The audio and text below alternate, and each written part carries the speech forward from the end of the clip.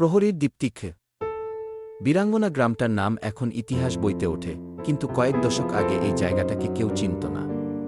পাহাড়ে ঘেরা এই ছোট্ট গ্রামে এক বীর পুরুষের জন্ম হয়েছিল। তার নাম ছিল মিরাজ।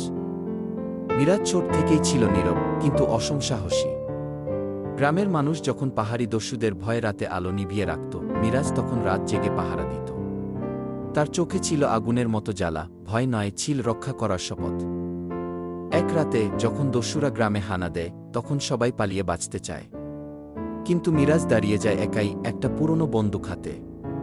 সে জানত তার হাতে হয়তো সময় মতো গুলি শেষ হয়ে যাবে, কিন্তু তার সাহস শেষ হবে না। 3 ঘন্টার লড়াইয়ে মিরাজ 8 জন দস্যুকে ঠেকিয়ে রাখে, বাকিরা ভয়ে ফিরে যায়। সে নিজে গুরুতর আহত হয়, কিন্তু তার আত্মত্যাগে রক্ষা পায় গোটা গ্রাম। পরদিন সূর্য ওঠার সময় গ্রামের মানুষ তাকে দেখে, মাটিতে পড়ে আছে, কিন্তু মুখে শান্তির হাসি। তার সেই হাসিকে আজও গ্রামবাসীরা বলে কি শেষ প্রহরীর দীপ্তি।